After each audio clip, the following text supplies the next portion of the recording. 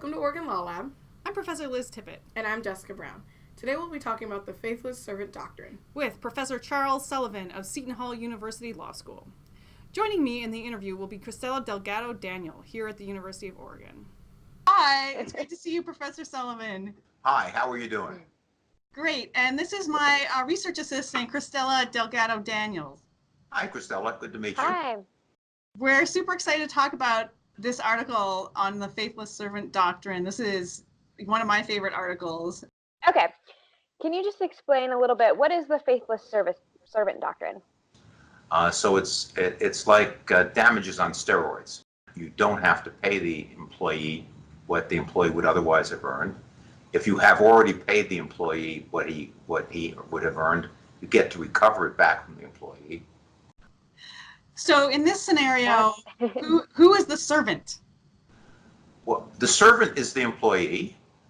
In fact, what we now call employees used to be called servants. Right. It all came out of what they used to call master-servant law, and now it's employment. Right. Is there, in your research, is there an area of jobs that you find this coming up more and more? Some of the most extreme cases here are pretty unappealing defendants. The employees guilty of sexual harassment, the employees guilty of stealing from the company, the Harvey Weinsteins of the world, for example. Well, the reality, of course, is that historically, and maybe even today, it rarely makes any sense for employers to sue employees. If they don't like what the employees do, they just fire them. On the other hand, when you have very highly paid employees, if you're paying them millions of dollars a year, it might be worthwhile trying to recover those millions of dollars by claiming that person is a faithless servant. So, like, my favorite one is the Jet Courier versus Moulet case. Like, I think it was like a guy who wanted to start a competing courier business because what they did some crazy thing, like they moved money around for banks or something on airplanes. And so what he did was he didn't just start a competing jet business, which might be okay. He hired all of the ground crew at the airport. He hired like all of the pilots and like everybody and like crippled the old business because he hired everyone away. He let their lease of the premises they were operating from expire. Oh, he did? Oh, no. Without renewing it. And then the next day, the day the lease expired, he leased the premises in the name of his new company, among other things. So that's terrible. As I say, it's not a very attractive plaintiff, a defendant here. Yeah. I mean, you could see why an employer would be like, give us back the money we paid you. You wrecked us. Like, you know.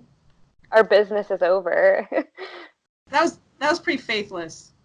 Yes, it was. Have you found any other cases where it's not someone that's super high on the corporate ladder that has to give back some money? Yeah.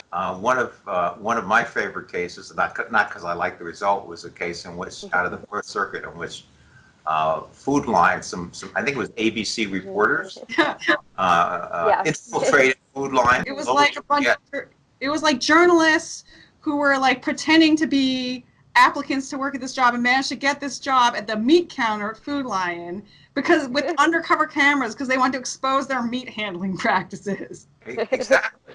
And one might not think they were very high-level employees or key employees or fiduciary employees. It turns around that they were sued under North Carolina and South Carolina law as faithless servants, and they lost. Did they? Yeah. I mean, is that? It worked out okay in the end, but I mean, is that worrisome to you though?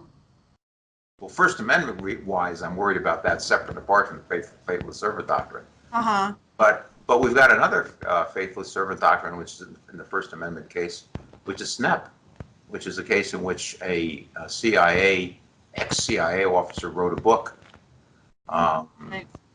Apparently not with any classified information, but nevertheless, if you work for the CIA, they have to approve everything you ever write.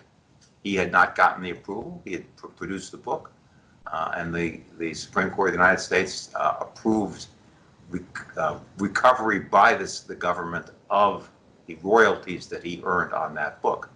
That obviously, going forward, makes it much less likely that people are going to write books. Yeah. Which is, I imagine, what the government wanted. which is what the government wanted, right? I wanted the precedent more than it wanted the result. Yeah. Is there anything else that like person who's not a lawyer like should know? Don't steal from don't steal from the company. Yeah. That's your classic duty of loyalty problem. Okay. Some of the more extreme things, sexual harassment, don't do that either. What people don't understand, what often regular employees don't understand, is how far they can go to compete, and towards competing, while still not violating the duty of loyalty. Yeah, one of the, I think, more important points in your paper is like the line between preparing to compete and compete is very difficult to determine. And like the law actually encourages, or socially we encourage people to prepare to compete. That's a socially desirable thing.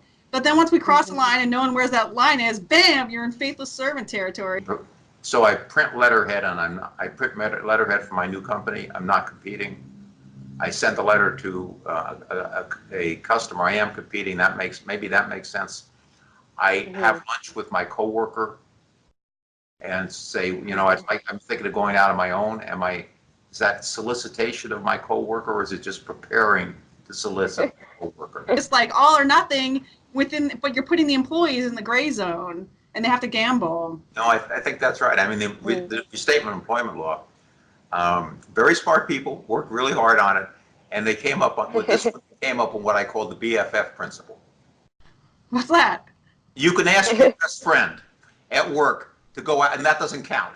But if you ask 3 or 4 best friends, then that's a conspiracy. You violated the rule. And that's not a bad. It's a little hyperbole, but not a bad description of what the actual restatement says.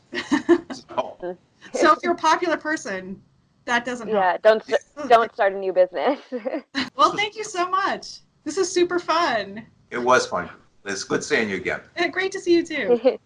Take care, guys. Nice meeting you. Bye. Bye. Thanks for watching.